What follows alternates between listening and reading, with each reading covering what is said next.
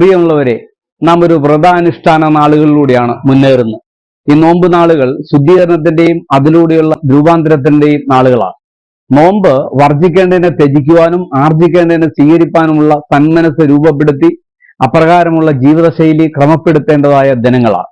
അത് ആത്മസംതൃപ്തിക്ക് വേണ്ടിയുള്ളതല്ല, മറിച്ച് ആത്മപരിശോധനയ്ക്കും ജീവിതത്തിൽ ചില നിയന്ത്രണങ്ങൾ ഏർപ്പെടുത്തി ഒരു ശുദ്ധീകരണത്തിന്റെ അനുഭവത്തിലേക്ക് നയിക്കപ്പെടേണ്ടതിനുമാണ്. നാം ഇന്ന് ജീവിക്കുന്നത് മാലിന്യങ്ങൾ നിറഞ്ഞ ഒരു ലോകത്തിലാണ്. നഗ്നനേത്രങ്ങൾ കൊണ്ട് കാണുവാൻ സാധിക്കാത്ത ബാക്ടീരിയ, വൈറസ്, രോഗാണുക്കൾ തുടങ്ങിയ കീടങ്ങൾ, വിവിധ തലത്തിലും ഭാവത്തിലുമുള്ള മലിനതകൾ നമുക്ക് ചുറ്റിലുമുണ്ട്. ഇവയിൽ നിന്നൊക്കെ വിമുക്തി നേടുന്നതിന് പല വിധത്തിലുള്ള പ്യൂരിഫയിങ് ഏജൻസിനെ നാം ആശ്രയിക്കാറുണ്ട്.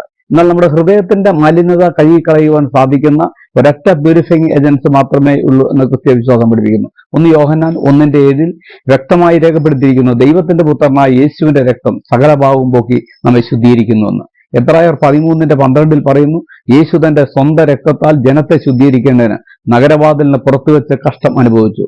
ക്രൈസ്തവ വിശ്വാസം നമ്മെ പഠിപ്പിക്കുന്നത് കർത്താവ് ക്രൂശിൽ കഷ്ടങ്ങൾ അനുഭവിച്ചത് പാപങ്ങളിൽ നിന്ന് നമ്മെ ശുദ്ധീകരിക്കാനും വീണ്ടെടുക്കുവാനും ആണ് എന്നുള്ളതാണ്.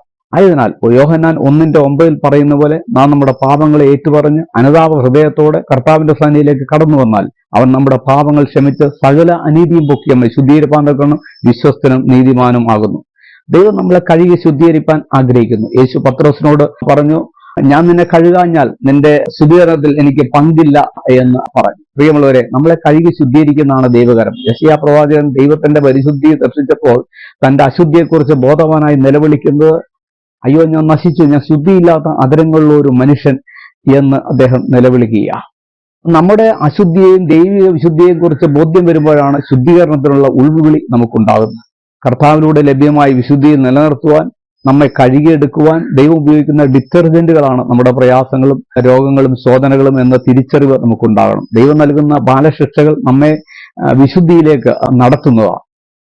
In Job chapter 23:10, Job says, when God has tested me, I shall come out like gold എന്നാണ് ഇവിടെ പറയുന്നത്. യേശു കർത്താവിന്റെ അടുക്കൽ വന്ന കുഷ്ഠരോഗി യേശുവിനോട് അപേക്ഷിക്കുന്നത്, നിനക്ക് മനസ്സുണ്ടെങ്കിൽ എന്നെ ശുദ്ധമാക്കുവാൻ കഴിയും എന്നാണ്.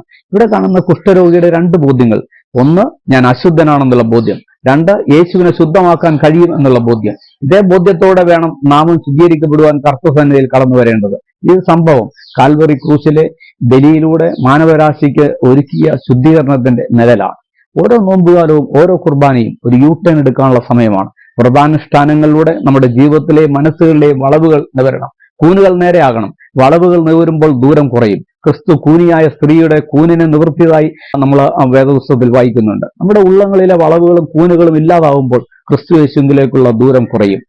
ഞാൻ വിശുദ്ധനായാലും നിങ്ങളും വിശുദ്ധരായിരിപ്പീൻ എന്ന് ദൈവം നമ്മളെ ഓർപ്പിക്കുന്നു. ദൈവത്തിന്റെ ഇഷ്ടം നമ്മുടെ ശുദ്ധീകരണമാണ്. ശുദ്ധീകരണം കൂടാതെ ദൈവത്തെ കാണുകയില്ല എന്ന് ബൈബിൾ പറയുന്നു. 10 വർഷങ്ങൾക്ക് മുമ്പ് ഇന്ത്യൻ പ്രധാനമന്ത്രി ആരംഭിച്ച സ്വച്ഛ് ഭാരത് പദ്ധതി, ക്ലീൻ ഇന്ത്യ മിഷന്റെ ഉദ്ദേശം നമ്മുടെ ചുറ്റുപാടുകളും പരിസരം ശുദ്ധീകരിക്കുക എന്നായിരുന്നു. മനുഷ്യ ജീവിതം പലവിധമായ ചുറ്റുപാടുകളുടെ സമ്മർദ്ദത്താലും നമ്മുടേതായ ചിന്തകളാലും നിരന്തരം അശുദ്ധമായി കൊണ്ടിരിക്കുന്നു. ലഹരി പദാർത്ഥങ്ങളുടെ അതിപ്രസരവും ഉപയോഗവും ദൈവമന്ദിരങ്ങളായി തീരേണ്ട നമ്മുടെ ശരീരങ്ങളെ അശുദ്ധമാക്കുന്നു. കഴിഞ്ഞ വർഷം അവസാനിക്കുമ്പോൾ കേരളത്തിൽ 50,000-ത്തിലധികം നാർക്കോട്ടിക് കേസുകളാണ് റിപ്പോർട്ട് ചെയ്യപ്പെട്ടത്. എങ്ങനെ മുറിച്ചു മാറ്റിയാലും ഭയാനകമായ കരുത്തോടെ വീണ്ടും ആഴത്തിലും വ്യാപ്തിയിലും വേര് പടർത്തുന്ന സംഘങ്ങളായി ലഹരി സംഘങ്ങൾ മാറുന്നു. ലഹരിയിലേക്ക് ഒഴുകിത്തീരാനുള്ള അല്ല നമ്മുടെ തലമുറ എന്ന നിശ്ചയദാർഢ്യം മാതാപിതാക്കൾക്കും നാം ഉൾപ്പെടുന്ന വിശ്വാസ സമൂഹങ്ങൾക്കും ഉണ്ടാകണം. പ്രാർത്ഥനയാലും ഉപവാസത്താലും മാത്രമേ ഇവയിൽ നിന്ന് പരിപൂർണമായ മോചനം ലഭിക്കുകയുള്ളൂ. വിശുദ്ധിയെ നിലനിൽക്കാൻ ദിനംതോറും നാം കർത്താവിൽ നിന്ന് കഴുകൽ പ്രാപിക്കേണ്ടതുണ്ട്. എന്നെ നന്നായി കഴുകി എന്റെ അകൃത്യം പോക്കണമേ, എന്റെ പാപം നീക്കി എന്നെ വെടിപ്പാക്കണമേ എന്ന ദാവീദിന്റെ പ്രാർത്ഥന എന്റെയും നിങ്ങളുടെയും നമ്മുടെ ഓരോരുത്തരെയും പ്രാർത്ഥനയായി മാറട്ടെ. നമ്മെ ശുദ്ധീകരിക്കുന്ന അഗ്നിയാണ് ദൈവവചനം. വചനത്തിലൂടെയുള്ള കഴുകൽ, പരിശുദ്ധാത്മ അഭിഷേകം, വിശുദ്ധ കുർബാന, ഇവയെല്ലാം നമ്മെ വിശുദ്ധിയും വെടിപ്പുള്ളവരായി നിലനിർത്തട്ടെ. ഈ ശുദ്ധീകരണ ചിന്തകൾ ഈ നോമ്പ് നാളുകളിൽ നമുക്ക് ഉണർവ് നൽകട്ടെ. ദൈവം ഏവരെയും സമൃദ്ധിയായി അനുഗ്രഹിക്കട്ടെ.